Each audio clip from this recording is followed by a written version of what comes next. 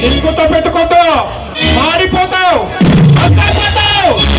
ఏ సూర్య, ನೀನೊಬ್ಬ ಕಾಮದ ಬೆನ್ನು ಹತ್ತಿ ತಿರುಗುವ ಬಂಡ. ಇನ್ನೊಮ್ಮೆ ನಿನ್ನ ಕೈ ಚಳಕ ತೋರಲು ಮುಂದಾದರೆ ನಾವು ನಿನ್ನ ಪಾಲಿಗೆ ಮೃತ್ಯುವಿನ ಕೊನೆಯಾಟ. ಯಮಧರ್ಮ ಇರಬೇಕಾಗಿದ್ದು ಯಮಲೋಕದಲ್ಲೇ, ಇವಳು ನನ್ನ ಒಡ ಹುಟ್ಟಿದ ಸಹೋದರಿ, ನನ್ನ ಜೀವನಾಡಿಯ ಪಂಚಪ್ರಾಣ. ಸೂರ್ಯ, ಮತ್ತೊಮ್ಮೆ ಇವಳಿಗೆ ಕೊಟ್ಟರೆ ಕಾಟ. ನಾನಾಗುವೆ ನಿನ್ನ ಪಾಲಿಗೆ ಜಯಕಾರದಿಂದ ಮೃತ್ಯುವಿನ ಕೊನೆಯಾಟ. ಭಾತೃ ಪ್ರೇಮ ನನಗಾಗಿ ಮೀಸಲಿಡು ನಿನ್ನ ಸಹೋದರಿಯ ಪ್ರೇಮ ತೋರಿಸುವ ನಿನಗೆ ಯಮಲೋಕದ ಕಡೆ.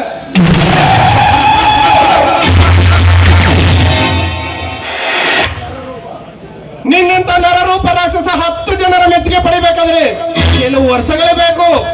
ಆದರೆ ಈ ಪವರ್ ಸ್ಟಾರ್ ಪವನ್ ಕಲ್ಯಾಣ್ ನಿನ್ನಂತ ರಾಕ್ಷಸನಾಗಿ ಮಾರ್ಪಡಕ್ಕೆ ಕೆಲವು ನಿಮಿಷಗಳೇ ಸಾಕು. ಮಾಡದಿರೋ ಕಾಮದ ಹೋರಾಟ ಇಲ್ಲಿಂದ ಕಾಲ್ ತೆಗೆದರೆ ಉಚಿತವಾಗಿ ಬಳುವಳಿ ನಡೆಯುವ ನಿನ್ನ ಪ್ರಾಣ. ಇಲ್ಲವಾದರೆ ಮಾಡುವ ಕೊಲೆ ಖಚಿತ. ಯಾರಿಗಾಗಿ ನಡೆಯಿತು ರಾಮಾಯಣ, ಯಾರಿಗಾಗಿ ನಡೆಯಿತು ಮಹಾಭಾರತ, ಯಾರಿಗಾಗಿ ಗುರುವಂಶವನ್ನು ನಾಶ ಮಾಡಿದ ಆಶಕುನೆ ನಿಮ್ಮ ಸುಂದರ ಮಾತಕ್ಕೆ ಈ ಸೂರ್ಯಸಿಂಹನೇ ಶಕುನೆ. ಅಕ್ಷರ ಈಡರು ಎನ್ನುವ ಅಕ್ಷರ ಮುಡಿಸಿ ಬಂದ ಎನ್ನುವ ಅಕ್ಷರದಲ್ಲೇ ಸರ್ಪ ಎನ್ನುವ ಅಕ್ಷರಕ್ಕೆ ಆಗಲೇಬೇಕು.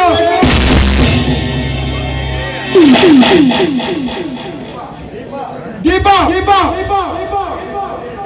ಈ ಸೂರ್ಯನ ಚಕ್ರವ್ಯೂಹದಲ್ಲಿ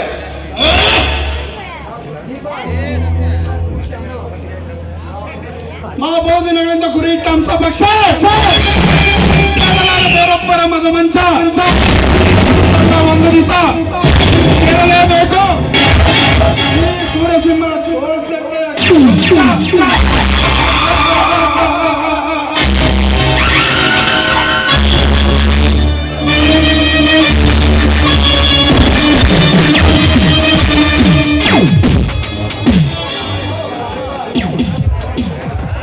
ದೀಪ, ನಾ ಬರುವುದು ಸ್ವಲ್ಪ ತಡವಾಗಿದ್ದರು ಆ ಚಂಡನ ಬಲಿಯಾಗಬೇಕಿತ್ತು.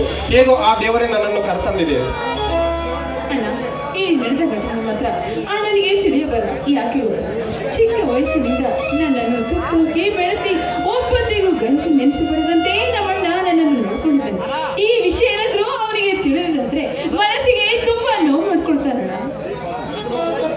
ದೀಪ, ಚಿಕ್ಕವಳಾದರೂ ನೀನು ನೀಡಿದ ಈ ಸಲಹೆ ಬಡತನದಲ್ಲಿ ನೊಂದು ಬೆಂದಿರುವ ನಮಗೆ, ಮಾತೃವಾತ್ಸಲ್ಯ ತೋರುವ ಅಣ್ಣನಿಗೆ ತೋರದ ವೇದನೆ, ಸಂತೋಷದಿಂದಿರುವ ಈ ಮನೆಗಳಲ್ಲಿ ಸದಾ ನಗು ಸಂತೋಷ ಹೀಗೆ ಇರಲೆನ್ನುವ ಮನೋಭಾವನಲ್ಲವೇ ದೀಪ?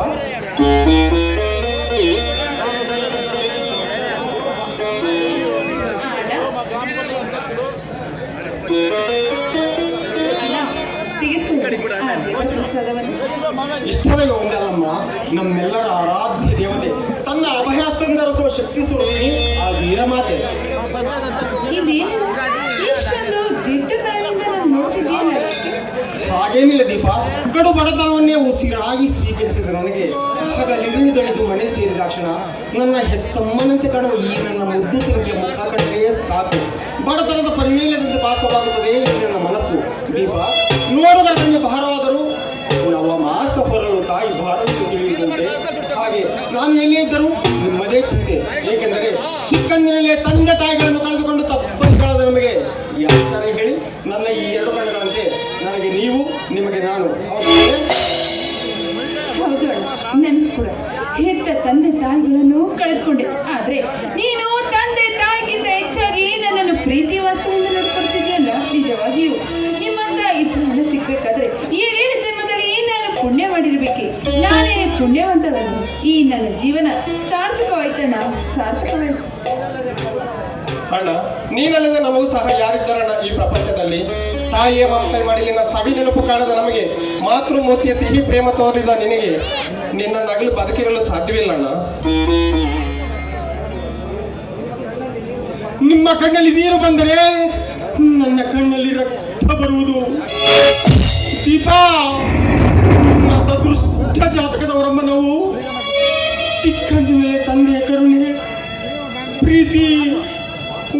ವಾತ್ಸಲ್ಯ, ಅಮ್ಮನ ಲಾಲಿ ಹಾಡು, ಚಂದ ಮಾಮನ ಕಥೆ, ತಂದೆ ತಾಯಿಯ ಮಡಿಲಲ್ಲಿ ಮಲಗುವ ಭಾಗ್ಯ ನಮಗಿಲ್ಲದೆ ಹೋಯಿತು. ಅದಕ್ಕಾಗಿ ಈ ನನ್ನ ತಂಗಿಯ ಬಾಳು ಸುಂದರ ಗೂಡಾಗಬೇಕು, ಜೀವನದ ಹೊಂಗನಸು ಆಗಬೇಕು. ಇದು ಈ ನನ್ನ ಮನದಾಸೆಯಮ್ಮ, ಮನದಾಸೆ. ಅಣ್ಣ, ತಂದೆ ತಾಯಿಯನ್ನು ಕಳೆದುಕೊಂಡು ತಪ್ಪಲಿ ನಾನು. ನನ್ನನ್ನು ಪ್ರೀತಿಯಿಂದ ನೋಡ್ಕೊಳ್ತಿದ್ದೀಯಲ್ಲಣ್ಣ.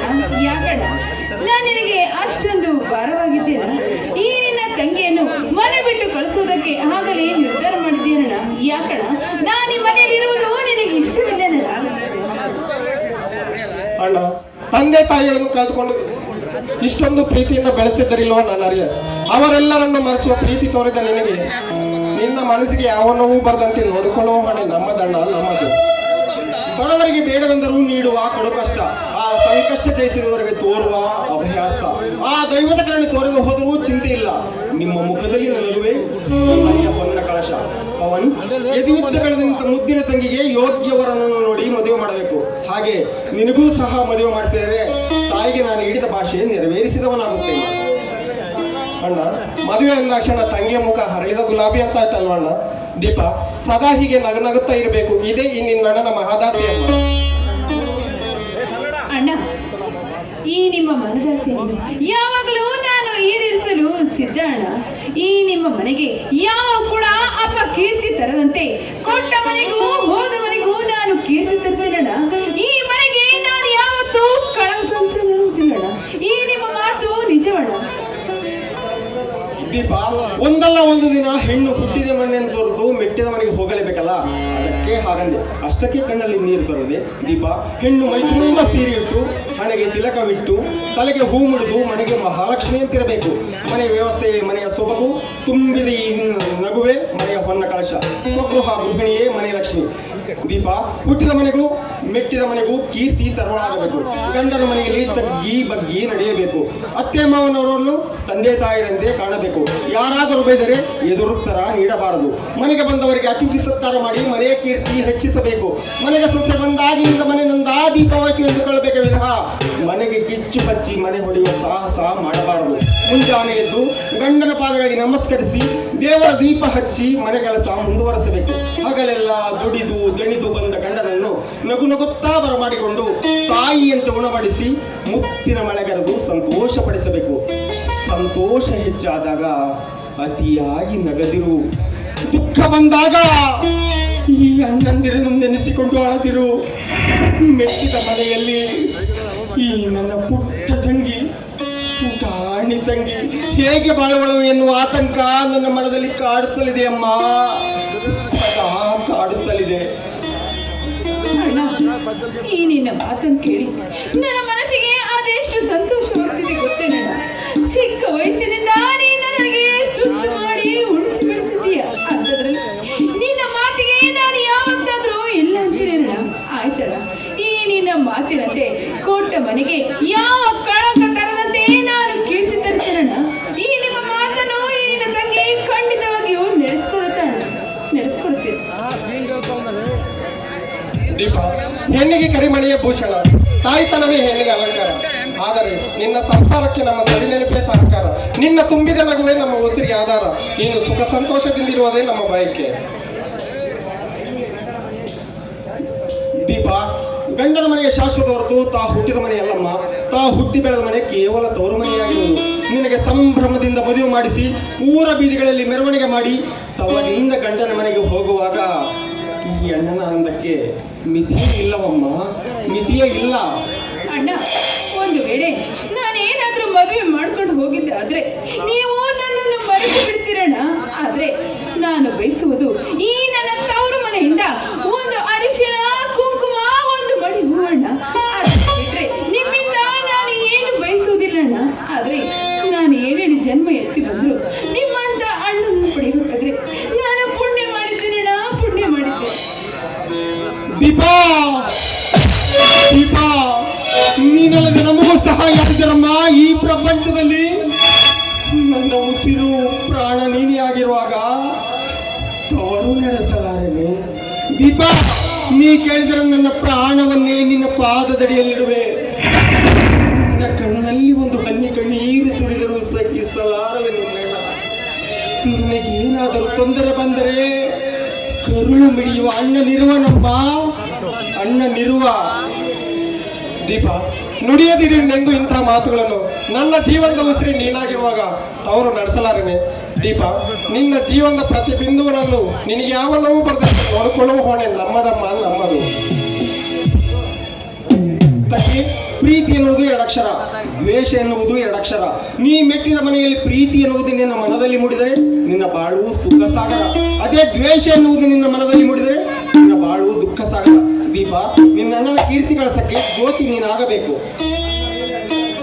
ಅಣ್ಣ, ನನ್ನ ಮೇಲೆ ಅಧಿಕಾರ ನಿನ್ನದಾಗಿರ್ಬೇಕು, ಅದು ಪಾಲಿಸುವ ಕರ್ತವ್ಯ ನನ್ನದಾಗಿರ್ಬೇಕು. ಅಣ್ಣ, ಒಬ್ಬರನ್ನೊಬ್ಬರು ಆರಿಸಿಕೊಂಡಾಗಲೇ ಈ ಜೀವನ ಸಾರ್ಥಕವಾಗುತ್ತದೆ. ನೀವು ಯಾವ ರೀತಿ